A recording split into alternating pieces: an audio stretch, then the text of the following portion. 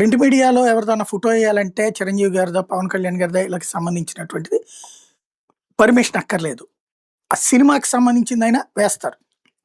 Electronic మీడియాలోదైనా permission ఏమి అక్కర్లేదు. Electronic మీడియాకైతే permission కావాలి. సదరు వాళ్ళకి సంబంధించిన ఫిల్మ్ ఇండస్ట్రీ నుంచి అది తీసుకోవాలి. అంటే ఆ సినిమాకి సంబంధించినటువంటి క్లిప్స్ అయితే. మామూలు ఇంటర్వ్యూలో అయితే ఎవరు పర్మిషన్ అక్కర్లేదు. ఆళ్ళ ఇంటర్వ్యూలో తీసుకుంటారు కాబట్టి ప్రాబ్లమ్ లేదు.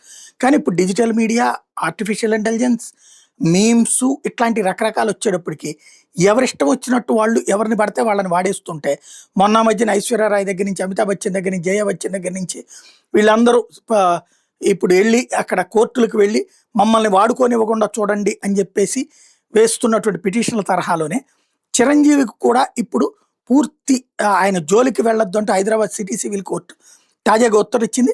చిరంజీవి గారికి అనుకూలంగా అడ్ ఇంటరిమ్ ఇంజెక్షన్ మధ్యంతర ఉత్తర్వు జారీ చేసింది.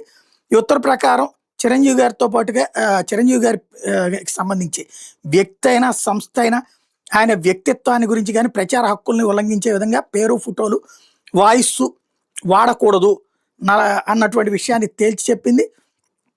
నిషేధాజ్ఞల ప్రకారం 1 నుంచి 33 వరకు కొంతమందిని ప్రతివాదులుగా చేర్చుకొచ్చారు. ఇందులో ఎవరైనా సరే చిరంజీవి గారి పేరు కానీ స్టేజ్ టైటిల్స్ ఉదాహరణకి మెగాస్టార్ అని, చిరు అని, అన్నయ్య, స్వరం అని ఏంటంటే ఇప్పుడు మీమ్స్ పేజెస్, ఫేస్బుక్ పేజెస్ ఇవన్నీ వచ్చేస్తున్నాయి అనమాట. ఆయన పేరు ఆయనే అనుకుంటున్నారు. అట్లాంటి ఏం పెట్టడానికి వీల్లేదని తేల్చి చెప్పారు.